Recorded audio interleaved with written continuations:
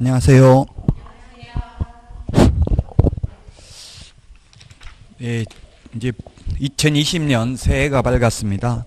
올해가 하얀 쥐띠 해죠. 총명함의 상징입니다.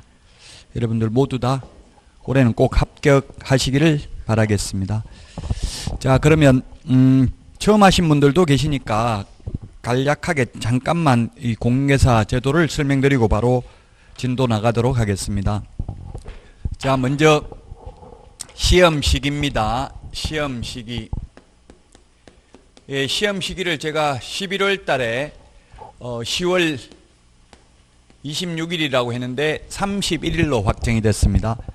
이때까지 처음으로 10월이 다섯째 주까지 있었습니다. 이때까지는 네 번째 주까지 있어가지고 넷째 주 토요일 날 시험을 실시했는데 이번에는 5주여 가지고 그 회의를 거쳐서 31일로 결정을 했답니다. 지금 산업인력공단 홈페이지에 가면 모든 자격제도 시험 일정이 다 나와 있습니다. 주택관리사 같은 거 전부. 그래서 10월 31일로 확정되었습니다. 시험 시기는. 이제 딱 10달이 남았으니까 지금부터 하시면 충분히 합격하실 수 있습니다. 딱 적정한 시간입니다. 만약에 앞으로 10년 후에 시험 본다고 하면 아무도 공부 안 하겠죠. 옛날에 2년에 한 번씩 볼 때도 2년 동안 공부하는 분들이 없었어요. 1년 정도만 공부를 하게 됩니다. 자, 그 다음에 합격 인원을 보겠습니다. 합격 인원. 예, 합격 인원은 1회 시험이 1985년 9월 22일 1회 시험에서 6만 명을 선발했고 1회 때 너무 많이 뽑아가지고 2회부터 9회 시험까지는 2년에 3,000명 정도를 뽑았습니다. 그러다가 1999년 10회 시험부터 1년에 약 15,000명 정도를 선발했습니다. 예, 그래서 작년 시험에는 보면 30회 시험에 보면 27,078명이 합격을 했습니다. 무려 37%입니다. 합격률이. 그래서 15회 추가 시험 이후에 가장 합격률도 높았고 합격 인원도 많았습니다. 작년이. 그래서 올해는 좀 어렵게 나올 가능성도 있습니다. 항상 해마다 쉬웠다 이런 말들이 많으면 그 다음에는 어려워지는 경향이 있습니다. 그러나 절대평가이기 때문에 절대로 뭐 어떻게 나온다 이렇게 단정적으로 말할 수는 없습니다. 계속 시험을 보다 보면 운이 좋으면 그 해에는 많이 뽑을 수도 있습니다. 저도 9회 때까지는 2년에 3,000명 뽑았는데 가장 많이 뽑을 때 저도 1999년 10회 시험에 합격했어요. 15,000명 뽑을 때. 그러다가 또 14회 때 많이 뽑았습니다. 역시 저도 14회 때도 한 번 더 합격을 했는데 물론 지금은 두 번 합격할 수가 없습니다. 지금은 합격하신 분은 시험 볼 수 없는데 옛날에는 계속 시험 볼 수 있었습니다. 그래서 저는 한 15번 이상 시험을 응시했던 경력이 있습니다. 그게 굉장히 큰 자산이 됩니다. 시험을 봤던 경력이 어떻게 출제되는지 그 경향을 알 수 있고 그 수험장의 분위기도 알 수 있기 때문에 여러분들도 꼭 그래서 2차까지 보셔야 됩니다. 절대로 중간에 포기를 하면 안 되고요. 물론 학원 다니는 분들은 뭐 포기를 안 합니다만은 특히 이제 인터넷 듣는 분들이 어려워요. 혼자 스스로 수강을 해야 되니까 굉장히 어렵죠. 그거는 강한 의지가 없으면 정확하게 그날 수업을 듣기가 쉽지가 않습니다. 어쨌든 전체 통계를 보면 약 33만 명이 원서 접수를 해가지고 최종 2차 시험까지 응시하시는 분들이 8만 명 정도밖에 안 됩니다. 그러면 3명 중에 2명 이상은 중간에 탈락한다는 이야기에 2차 시험까지 못 보고 시험도 응시도 못하고 그래서 꼭 여러분들은 중간에 포기한 일이 없기를 바라고요. 인터넷으로 수강하시는 분들도 마찬가지로 끝까지 그날 수업은 빠지지 말고 들어야 됩니다. 자, 그러면 시험 과목이 있는데 시험 과목 하기 전에 먼저 응시 자격을 한번 볼까요? 응시 자격. 응시 자격은 옛날에는 만 20세 이상인 대한민국 국민이었습니다. 그러나 지금은 그러한 조건이 다 삭제됐고요. 미성년자도 응시할 수 있고 외국인도 응시할 수 있고 피성년 후견인, 피한정 후견인, 교도소 복역 중인 자, 파산 선고받은 자, 신용불량자 모두 시험 볼 수 있습니다. 다만 시험 못 보는 경우는 오직 두 가지밖에 없습니다. 자격 취소되고 3년 미경과자입니다. 그 오늘 프린터 핵심 비교정리 프린터 11월 달에도 내드렸는데요. 이번 달에 다시 내드렸는데 날짜가 있습니다. 오른쪽 메뉴에 보면 날짜가 적혀져 있어요. 예, 그래서 이게 B4 용지인데 인터넷 뜯는 분들은 A4 용지로 출력하려고 하면은 좀 힘들 수도 있어요. 잘 못하시는 분들이 있더라고요. 그거는 뭐 프린트 설정을 조정하면 되겠죠. 자, 그래서 어쨌든 이 프린트를 새로 내드렸는데 조금 수정했습니다. 뭐 크게 바뀐 건 없고요. 10일이 두 개가 추가됐습니다. 입법 예고되어 있는 거에 의해서. 자, 이 3년은 핵심 비교정리 프린터 46번에 있죠. 5번에 46번에 5번에 있습니까? 그래서 이 핵심 비교정리 프린터 2장 이것만 정확하게 기억하면 80점은 받을 수 있습니다. 시험 볼 때까지. 지금 당장 기억해야 되는 게 아니라 시험 볼 때까지 기억을 해야 돼요. 너무 오버페이스 해가지고 빨리 이걸 다 기억해버리면 오히려 역효과가 날 수도 있습니다. 그래서 공부는 시납으로 조금씩 모르는 사이에 하다 보면 시험 보는 날 가슴 벅찬 희열을 느낄 겁니다. 아마 중간에 엄청난 고통 느낀다고 호소하는 분이 많아요. 이거 최고 쉬운 과목이라던데 왜 이렇게 점수가 안 나오냐? 안 나옵니다. 중간에 모의고사 볼 때는 마지막 실제 시험장에 가야만 점수가 나옵니다. 부정행위를 하면 부정행위를 한 자는 5년입니다. 5년. 무효 처분일로부터 5년간 시험 볼 수 없습니다. 5년. 우리 핵심 비교정리 프린터 2장에 보면은 5년, 3년 다 정리를 해놨습니다. 여러분들이 공부하기 편하게 정리는 전부 다 해놓았습니다. 오늘 프린터를 석 장을 드렸는데요. 이거 핵심 비교정리 프린터는 시험 볼 때까지 봐야 되는 내용이고요. 그 다음에 30회 기출문제 40문제를 제가 8주 동안 5문제씩 내드릴 겁니다. 이거 처음 오신 분들은 풀기 힘듭니다. 못 풉니다. 나눴다가 2달 진도 끝나고 나면 풀어보든지 어쨌든 출제 경향은 알아라고 해설을 자세하게 실어놨습니다. 참고로 보시면 되고 이걸 지금 다 풀 수 있어야 되는 것은 아닙니다. 다만 그러나 작년에 어떻게 출제됐는지 경향을 알 수 있도록 매주 5문제씩 내드리겠습니다. 물론 다음 주부터는 또 이번 진도에 맞춰서 자료를 하나 더 내드리겠습니다. 문제. 오늘은 첫날이기 때문에 오늘 강의한 내용에 대한 문제는 없습니다. 그리고 지금 위원회 공인중개사 정책심의위원회를 오늘 공부하게 될 텐데 그 위원회 5개 위원회가 있습니다. 우리 시험에 나올 수 있는 게 공인중개사 정책심의위원회, 그 다음에 공제운영위원회, 주택임대차위원회, 주택임대차 분쟁조정위원회 이 5개 위원회와 관련된 프린터 이렇게 내드렸습니다. 그래서 이제 다음 주부터는 매주 프린터를 2장씩 내드릴 겁니다. 그날 가급적이면 무슨 내용인지 몰라도 읽어는 보시는 게 바람직합니다. 자, 그 다음에 이제 시험 과목이 있는데 시험 과목은 1차와 2차가 있습니다. 1차와 2차. 제가 맡은 과목이 2차 공인중개사 법령 및 중개실무인데 1차가 중요하죠. 처음 공부 1, 2차 같이 하시는 분들은 앞으로 6개월 정도는 1차 위주로 하셔야 됩니다. 특히 올해 시험의 관건은 1, 2차 같이 하시는 분들은 민법에 달려 있습니다. 민법이 작년에 쉬웠습니다. 학개론이 어렵고 올해는 반대로 민법이 어렵고 학개론이 쉬울 가능성이 높습니다. 해마다 그렇게 반대로 나왔어요. 그래서 민법은 하면 할수록 어떤 분이 인터넷에 그런 거 올렸더라고. 민법은 양파 같은 존재다. 까면 깔수록 뭔가 자꾸 새로운 게 나와서 힘들다. 처음에는 쉬워요. 민법이. 하면 할수록 어렵습니다. 공법은 처음에는 어렵습니다. 하면 할수록 쉽습니다. 공법은. 그래서 민법이 가장 중요합니다. 시간이 가장 많이 걸립니다. 민법 한 과목이. 다른 거 5과목, 전과목 다 하는 거하고 민법하고 공부할 분량이 똑같다라고 이야기를 합니다. 대부분 수험생들이. 그래서 1차가 중요하고요. 만약에 1차 합격하면 그 다음 회에 안 하여 2차 시험만 볼 수 있습니다. 근데 1차는 불합격하고 2차 합격해도 모두 1, 2차 다시 봐야 되죠. 시험을. 그래서 1, 2차 같이 하는 분들은 민법이 가장 중요합니다. 이제 각 과목별 설명을 하지 않겠습니다. 11월 달에 입문과정에서 설명을 드렸기 때문에 시험에는 안 나오니까 생략하고 이제 바로 진도를 들어가도록 하겠습니다. 지금 1차 합격자가 27,875명이 있습니다. 2차만 응시하는 분들이.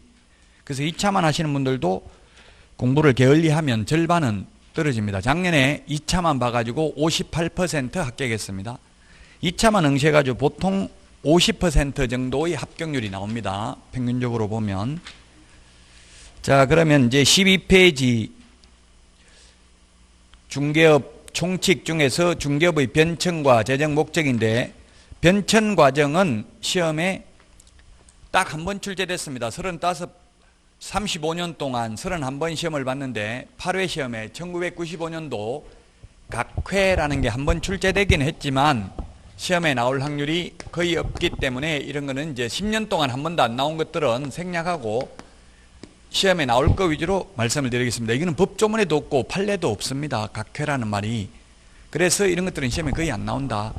각회는 우리나라 최초의 부동산만을 전문으로 중개하던 전문 직업인을 일컫는 말이 되겠습니다. 그 정도만 보시고 시험에 한 번은 딱 나왔다. 중요하지 않기 때문에 생략을 하고요. 14페이지에 목적이 있는데요. 목적. 이때까지 목적이 시험에 8번 출제됐습니다. 중요해요? 안 중요해요? 안 중요합니다. 여기에 보니까 지금 20회 때 나오고 지금 10년간 안 나왔잖아요. 20회 때 나왔다고 돼 있죠? 별로 안 중요해요. 그렇지만 이거는 법조문에 있으니까 시험에 내더라도 이의신청할 수는 없는 부분이니까 나중에 시험 보기 전에 단순히 암기해야 되는 내용입니다. 그래서 시험에 잘 안 나오고요.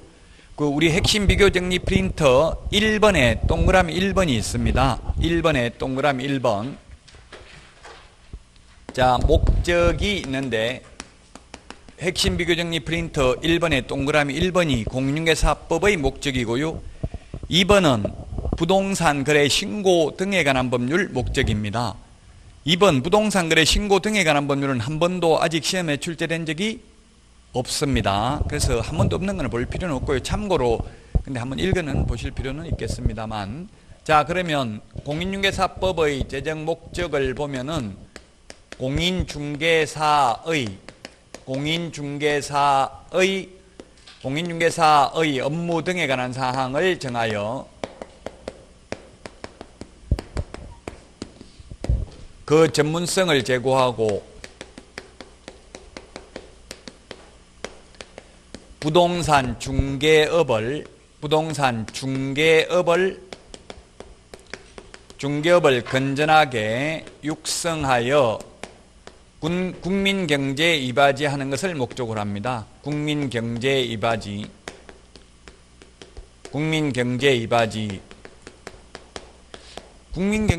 하려면은 돈 많이 벌어가지고 돈을 많이 쓰는 게 중요하죠. 돈은 돌아야 되니까 가만히 한 사람이 가지고 있으면 국민경제에 이바지할 수가 없죠. 그래서 돈 많이 벌어서 돈 많이 쓰라는 이야기예요. 중개업 해가지고.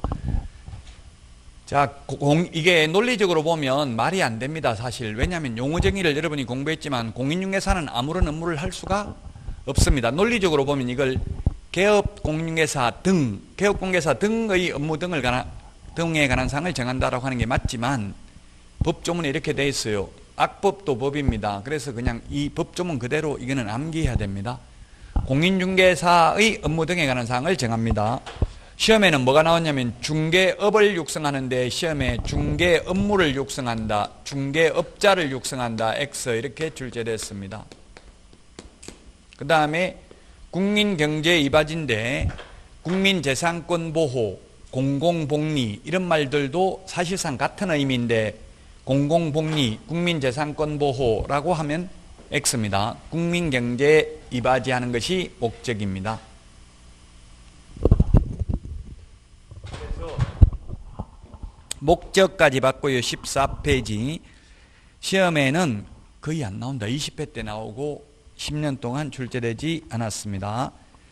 그래서 이 15페이지 기출문제가 있는데 기출문제는 한번 풀어보는 게 그 출제 경향을 알 수 있습니다. 어떤 식으로 시험에 출제되는지, 그래서 어떤 식으로 앞으로 공부를 해야 될지 방향을 잡을 수 있는 거죠. 아마 지금 두 번째 듣는 분도 계시고 이제 3월달 되면 또 세 번째 듣게 되고 시험 볼 때까지 계속 반복을 합니다. 그러면 지금은 몰라서 참고 듣는 게 쉬운데 나중에 다 아는데 모르는 척하고 듣는 게 굉장히 어려워요. 그래서 끝까지 처음 듣는 것처럼 그냥 기쁜 마음으로 들을 준비가 되어 있어야 돼요. 자, 그 다음에 15페이지 법령의 구성 및 특징입니다. 법률, 시행령, 시행규칙이 있고요. 자, 그러면 이런 것들은 시험에는 안 나오는 내용입니다. 목적은 시험에 출제됐고요. 자, 시험에는 안 나오는데 법령의 구성입니다. 법령의 구성. 법령의 구성을 보면 가장 상위의 규범이 헌법이라는 게 있고요. 그 다음에 법률이 있고, 그 다음에 시행령이 있고요.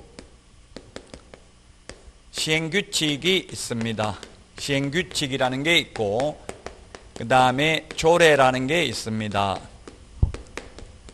헌법은 우리 시험 범위가 아닙니다. 헌법을 위반해도 처벌 규정은 없습니다. 처벌 규정은 개별법에서 규정을 하고 있습니다. 다만 헌법에 위반된 법률은 무효입니다. 상위 규범에 위반된 하위 규범은 무효입니다. 당연히 조례도 헌법에 위반된 조례 또는 시행규칙에 위반된 조례는 무효가 되겠습니다. 자, 그래서 우리 민법이 103조부터 766조까지가 시험 범위인데 이 시험 범위에 들어가는 조문은 자발적으로 법을 바꾼 적은 없습니다. 한 번도. 다만 딱 한 개 조문을 바꾼 게 있어요. 헌법에 위반된다 해서 헌법에 맞추기 위해서 바꾼 게 딱 있다고요. 그게 뭐냐면 민법 임대차는 20년을 초과할 수 없다는 규정이 옛날에 있었습니다. 근데 지금은 삭제됐습니다. 그 규정 하나만. 헌법재판소에서 지상권은 영구 무한이 가능한데 특별히 임차권만 20년으로 제한해야 될 필요가 없다. 계약 자유의 원칙에 의해서 30년 하고 싶으면 30년 해도 된다. 이렇게 헌법재판소 결정이 나오면서 민법이 딱 한 개 조문만 바뀌었습니다. 그래서 민법은 어려운 게 이게 1958년도 민법이 제정되어서 1960년도부터 시행을 했거든요. 한 번도 안 바뀌었다. 이때까지 60년 동안. 그러다 보니까 1960년이 경자년이에요. 지금 경자년이죠. 올해가 딱 한갑되는 거잖아요. 60년마다 똑같은 해가 생기니까. 그래서 이제 민법이 시행된 지 60년 됐습니다. 60년 동안 한 번도 안 바뀌다 보니까 일본식 한자로 돼 있어요. 지금 한글로 돼 있는 게 아니고 다른 공법 같은 거는 전부 한글입니다. 그래서 무슨 뜻인지는 알 수 있어요. 다만 내용이 많아서 암기하기가 힘들어서 그렇지. 근데 민법은 글자 뜻 자체를 알기가 어려운 게 굉장히 많아요. 이를테면 뭐 통정, 허위 표시 이런 말을 일상생활에서는 잘 안 쓰잖아요. 그래서 민법이 어렵다는 이야기입니다. 민법 위주로 해야 된다. 그래서 자, 우리 공인중개사 법률은 포괄적 내용을 규정하고 있습니다. 포괄적 내용을 규정하고 있고 법률은 국민이 만드는데 우리나라는 직접민주주의가 아니라 대의민주주의이기 때문에 간접민주주의이기 때문에 국회의원들이 국민을 대신해서 만듭니다. 근데 시행령이라는 것은 시행령은 다른 말로는 대통령령이라고 합니다. 대통령 명령의 줄임말입니다. 대통령 명령이기 때문에 대통령이 만들고요. 그래서 여기는 구체적 내용을 규정하고 있습니다.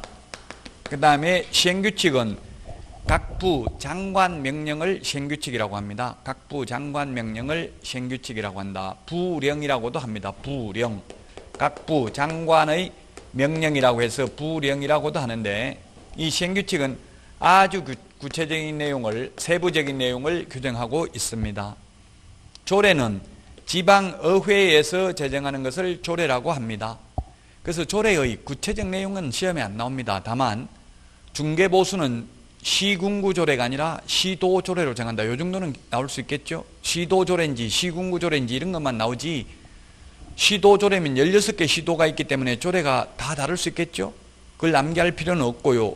공법도 마찬가지입니다. 공법도 용적률, 금폐율은 국토교통부령이 정하는 법에 의해서 지자체 조례로 정합니다. 그 지자체 조례의 구체적 내용은 암기할 필요가 없다는 이야기입니다. 자, 우리 공인중개사 법을 보면은 법률은 51개 조문이고요. 그 다음에 시행령이 38개 조문, 시행규칙이 29개 조문입니다. 전부 다 합하면 118개 조문입니다. 그런데 어떤 분이 보니까 인터넷에 기본서 페이지수를 다 세보니까 4,000페이지더라. 이렇게 공부할 분량이 많냐 이러던데요.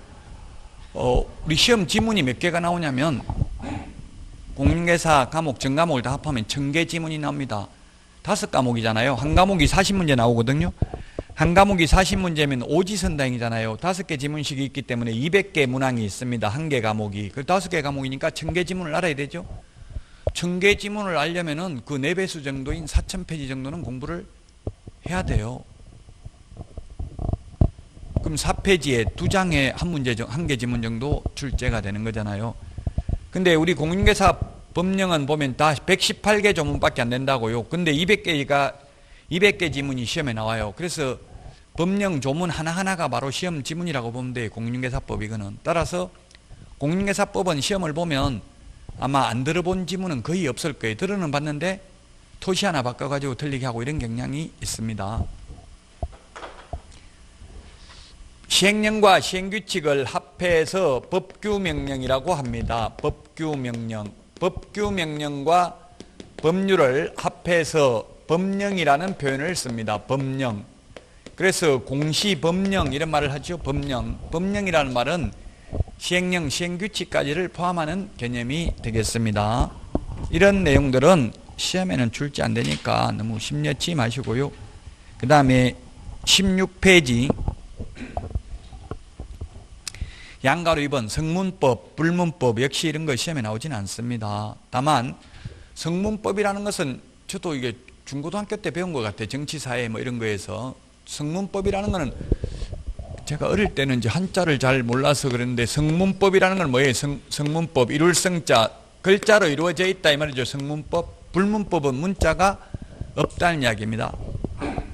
우리나라는 모든 법률이 다 성문법입니다.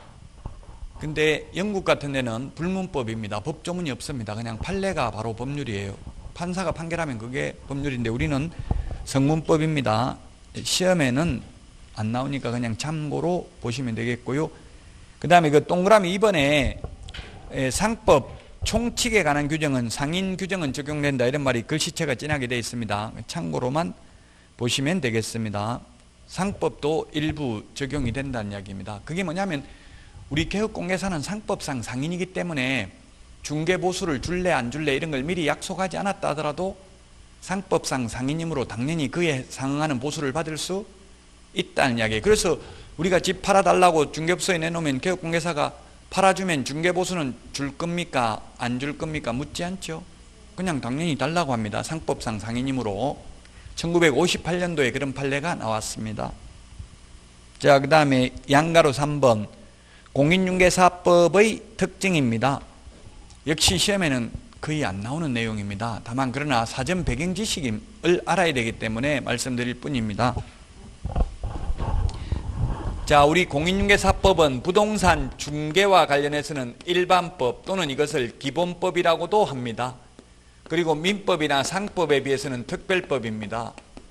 이게 따라서 일반법, 특별법 이거는 절대적 개념이 아니라 상대적 개념입니다. 만약 절대적 개념이면 한 번 일반법이면 영원히 일반법이어야 되죠. 그래서 공인중개사법은 때로는 일반법, 때로는 특별법이라는 이야기입니다. 자, 그러면 이게 서로 충돌했을 때는 특별법을 먼저 적용을 합니다. 그래서 공인중개사법은 민법이나 상법에 비해서는 특별법이기 때문에 민법하고 충돌하면 공인중개사법을 먼저 적용합니다. 민법하고 충돌하는 부분이 있습니다. 민법에서는 제한능력자 중에서 예를 들면 미성년자의 경우에는 법정대리인, 즉 부모 동의받으면 단독으로 유효한 법률 행위를 할 수 있습니다. 미성년자도 부모 동의받아서 자기 집을 팔아먹을 수도 있습니다. 미성년자가 부모 동의받아서 24시간 편의점에 알바를 할 수도 있습니다. 그러나 공인중개사법에서는 미성년자는 절대로 보조원으로 근무 못하도록 되어 있습니다. 따라서 부모가 동의하더라도 중개사무소에서 알바는 불가능합니다. 미성년자는 취직도 안 되고 개업도 안 됩니다. 미성년자는. 다만 미성년자라도 자격은 취득할 수 있다라고 했죠. 자, 그래서 일반법이면서 또한 특별법이다. 상대적 개념입니다. 그 다음에 사회법, 동그라미 3번 사회법이라고 되어 있습니다. 사회법, 중간법. 자, 개인과의 관계를 규율하는 법을 사법이라고 합니다. 사법.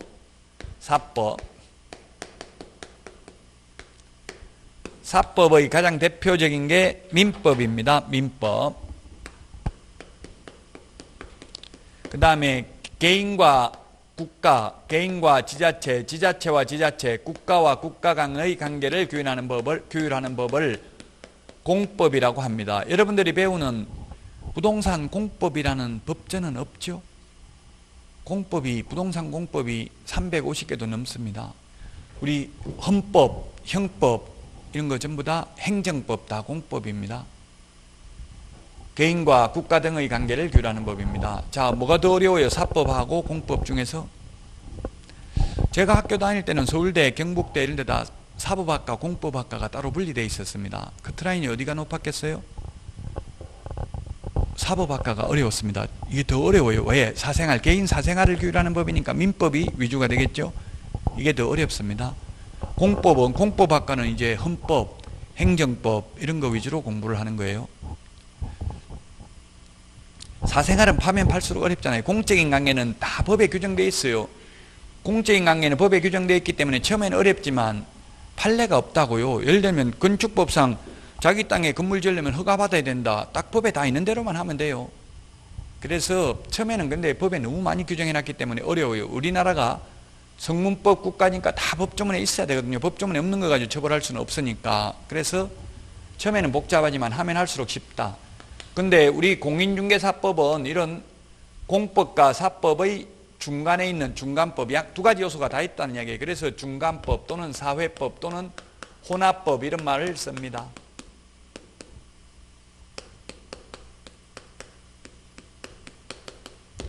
자, 그래서 우리 공인중개사법은 대부분은 공법적 요소로 이루어져 있습니다. 2차 과목은 거의 공법적 요소, 세법도 공법입니다.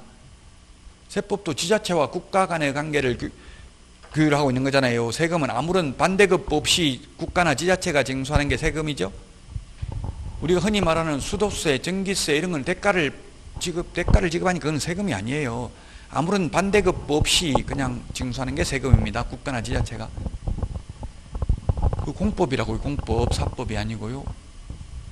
다 2차 과목은 거의 다 공법입니다. 그런데 사법적 요소가 딱 하나가 있습니다. 뭐가 있느냐면 중개계약이라는 게 있습니다.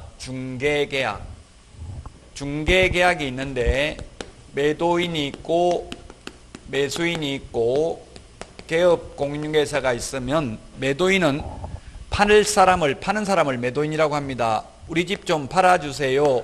예, 팔아드리겠습니다. 집 좀 살 사람 있으면 소개시켜 주세요. 소개시켜 드리겠습니다. 이렇게 맺는 계약을 중개계약 또는 중개의뢰 계약이라고 합니다.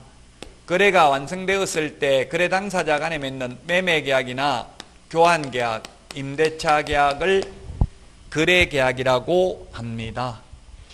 자, 그러면 매도인이 우리 집 좀 팔아주세요 이렇게 하는데 개업공개사가 싫어요. 나는 당신 같은 집은 절대로 못 팔아줍니다. 다른 중개업소 가서 알아보세요 하면 공인중개사법 위반이다 아니다? 위반 아니라고. 왜? 계약은 사법적 요소니까. 계약이라는 건 청약과 승낙의 의사표시가 합치되어야 이루어지는 게 계약이죠. 청약을 했는데 승낙을 거절할 수 있습니다. 그래서 이것만 사법적 요소고 나머지는 다 공법적 요소입니다. 즉 우리 중개사무소 간판 달고 차리는 것도 마음대로 못한다고. 간판 다는 규격도 다 있다고. 간판에 글자 적는 것까지 다 정해져 있다고요. 공인중개사 사무소 또는 부동산 중개라는 명칭이 반드시 들어가야 되고요. 또 사무실 차리려면 내 건물이니까 내 마음대로 그냥 차리는 게 아니라 미리 등록을 해야 됩니다. 또 휴업하려면 휴업 신고해야 됩니다. 마음대로 폐업도 못합니다. 신고하고 폐업해야 됩니다. 사무소 옮기는 것도 마음대로 못 옮기고 신고해야 됩니다. 이런 게 다 공법적 요소죠. 시군구에 신고해야 되잖아요. 지자체와의 관계를 규율하니까 공법적 요소다. 그 다음에 17페이지 국내법, 실체법 시험에 한 번도 나온 적 없고요. 실체법, 절차법 이것도 학자들 간에 다툼이 있어요. 권리와 의무를 규정하는 걸 실체법이라고 하는데 우리는 또 등록 절차에 대해서도 규정하고 있거든요. 그 두 가지 요소가 사실상 다 있다고 봐야 됩니다. 그래서 논란의 대상이 되기 때문에 시험에 나오지 않고요. 그 다음에 국내법 시험에 물론 나온 적 없고요. 단지 우리 공인중개사법은 국내법이니까 대한민국 영토 내에서만 적용이 됩니다. 따라서 우리나라 무등록업자가 즉 공인중개사 자격을 취득하지 않고 외국에 중국에 가서 중개업을 하다가 적발되어도 우리나라 공인중개사법 위반은 아니라고요. 다만 그 당해 국가, 그 국가의 법률에 저촉될 수는 있지만 그 국내법이다. 국제법이 아니고. 자, 여기까지는 시험에 거의 안 나오는 내용만 말씀을 드렸고요. 단지 목적만 이때까지 8번 출제됐다. 최근 들어서는 목적도 잘 안 나오죠. 10년이 넘었습니다, 벌써. 자, 그러면 17페이지 이제 용어의 정의인데 별표, 이거는 반드시 출제됩니다. 용어의 정의. 용어의 정의는 반드시 출제됩니다.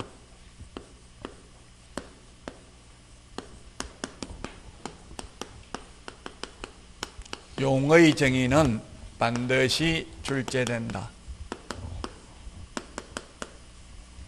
영어로는 definition, limited, 범위를 한정시켜 준다는 뜻입니다. 이 법에서만 사용하는 용어입니다. 국어 사전적 의미가 아닙니다.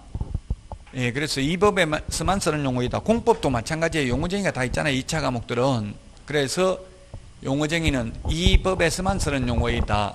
이제 이게 가장 시험에는 나오는데 가장 공인중개사법에서 어려운 부분이 용어의 정의와 중개대상물입니다. 두 개인데요. 자, 이 중개도 어렵습니다. 중개란 중개대상물에 대하여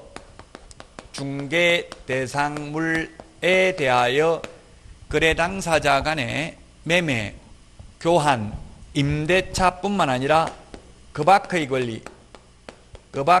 권리의 득실 변경에 관한 행위를 알선하는 것을 말한다. 제가 어렵다고 한 것은 뭐냐면 이게 어려워요. 그 밖의 권리가 무엇인지 법조문에도 없고 시행령 시행규칙에도 없고 그렇다고 해서 판례도 별로 없거든요. 해석상의 문제니까 이건 해석하기에 따라 논란의 여지가 있다는 뜻입니다. 어렵다는 이야기는. 그래서 이때까지 나왔던 기출문제 위주로만 볼 수밖에 없어요. 그 밖의 권리가 무엇인지는. 자, 그래서 어쨌든 중개대상물을 알선해야 된다. 중개대상물은 오늘 하겠지만 토지, 건축물, 임목, 공장재단, 광업재단이 중개상물입니다. 이것을 알선하는 게 중개입니다. 그러면 대표적으로 중개상물이 아닌 게 뭐가 있느냐 하면 권리금, 대토권, 이동이 용이한 세차장 구조물 등등이 있는데 이 권리금은 중개상물이 아닙니다. 판례가. 자, 그러면 현업에서 그런 게 많습니다. 현실적으로 보면. 저도 그런 걸 많이 의뢰받았는데요. 내가 들어올 때 권리금 1억 주고 들어왔다. 들어와서 다시 리모델링 한다고 5천만 원 들어갔다. 1억 5천만 원 들어갔는데 내가 들어올 때 지급한 1억만 권리금 받아주고 나머지 더 받는 것은 개업공개사님 다 먹어도 좋습니다. 이런 이야기를 많이 해요. 그러면 권리금을 1억 5천 받도록 해주고 1억만 그 현 임차인에게 주고 5천만 원은 개업공개사가 떼먹으면 먹으라고 했으니까 먹으면 공인중개사법 위반인지 여부. 우리 지금 핵심 비교정리 프린트 11번에 동그라미 3번에 보면 법 제33조 제3호에 보면 중개보수 또는 실비를 초과하여서는 어떠한 명목으로라도 금품을 받아서는 아니 된다. 이를 위반하면 1년 이하의 징역이나 1,000만 원 이하의 벌금에 처하며 또한 등록을 취소할 수 있다. 이런 규정이 있거든요. 어떠한 명목으로 초과해서 받기로 약속해도 받으면 안 됩니다. 약속해도 그 무효기 때문에 효력이 없습니다. 초과 부분은. 자, 그러면 권리금 1억만 받아주고 더 받는 건 다 먹어도 좋다 이런 이야기를 했는데 그 말만 듣고 1억 5천만 원 받도록 하고 5천만 원 먹고 1억만 주면 위반이냐고 아니냐고요. 위반? 아니다. 아닌 이유가 왜 아니다? 권리금은 중개상물이 아니다. 중개대상물이 아닌 것을 알선해도 이는 중개가 아니다. 중개가 아닌 것을 하고 받는 돈은 중개보수가 아니므로 중개보수 초과해서 받을 수 없다는 규정을 위반한 것이 아니다. 따라서 이삿짐센터 알선하고 도배업체 알선하고 분양대행하고 받는 수수료 이런 것들은 중개보수가 아닙니다. 많이 받아도 상관이 없다는 이야기입니다. 그래서 중개대상물을 알선해야 중개이다. 이제 논란의 대상이 되는 게 그 밖의 권리입니다. 근데 시험에 이때까지 나왔던 그 밖의 권리가 저당권 등 담보물건이 있고요. 저당권 등 담보물권이 있고, 그 다음에 환매권, 시험에 한 번이라도 나왔던 것들입니다. 유치권, 법정지상권,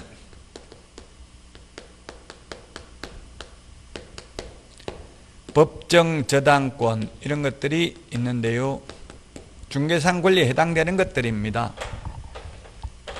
저당권 등 담보물권이라고 했는데 판사가 이게 등이란 저당권, 건저당, 담보가등기 이런 것을 의미합니다.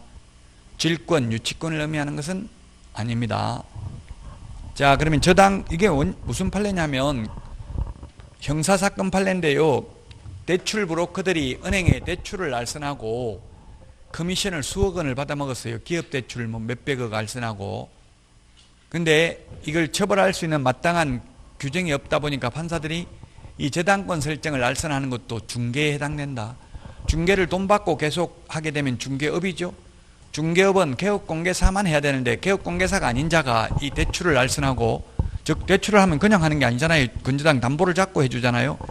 건저당권 이런 것을 설정하는데 그 건저당권이나 저당권을 설정을 알선하는 것도 중개다. 따라서 무등록 중개업자로 3년 이하의 징역이나 3천만 원 이하의 벌금에 처한다는 판례입니다. 그래서 저당권 등 담보물권은 중개대상 권리에 해당된다고요. 결론은. 자, 그 다음에 환매권입니다. 환매권은 다시 살 수 있는 권리를 환매권이라고 하죠. 다시 살 수 있는 권리를 환매권이라고 합니다. 이게 민법 용어입니다. 전부 다. 이 단어들은 전부 인터넷에 쳐보면 설명이 굉장히 많이 나와 있어요. 지금 여기 있는 거는 민법에서 이거는 각각 1시간씩 공부해야 될 내용들입니다. 자, 갑과 을이 있는데, 갑이 을에게 1억짜리 부동산 등기를 넘겨줬습니다. 등기를 넘겨주고 1억을 빌렸습니다. 빌리는 대신에 등기를 넘겨줬습니다. 근데 이 등기를 넘겨줬지만 나중에 이게 1억을 다 갚으면 다른 데 팔면 안 되고 반드시 다시 갑에게 소유권을 넘겨주기로 약속하는 것을 환매특약이라고 합니다. 민법에서 5년 범위 내에서 환매특약이 가능합니다. 근데 5년 지나서 1억짜리 부동산이 3억으로 올라가 버렸습니다. 돈을 1억을 지급해야만, 갑이 을에게 지급해야 소유권을 취득하는데 지급할 돈이 없습니다. 그러면 병한테 2억을 받고 환매할 수 있는 권리인 환매권을 팔 수 있습니다. 그러면 병은 갑에게 2억을 지급하고 을에게 1억을 지급함으로써 소유권을 취득할 수 있습니다. 어쨌든 판례는 등기된 환매권 양도가 가능하며, 양도할 때는 중개상 권리이다. 중개대상 권리니까 이건 개업공개사만이 중개를 업으로 할 수 있다는 이야기입니다. 시험에 해마다 나오는 건 아닙니다. 이게 좀 가장 어려운 부분입니다. 공인중개사법에서. 유치권, 법정지상권, 법정저당권 이 세 개는 성립, 설정에는 중개 개입 여지가 없고 이전, 양도할 때에는 중개상 권리에 해당이 된다. 이 세 개는 유치권은 법정담보물권입니다. 법률의 규정에서 당연히 성립한다고요. 그 물건에 관한 생긴 채권이어야 되고요. 변제기가 도래해야 되고 점유하고 있고 하면 자동으로 성립합니다. 민법에 의해서.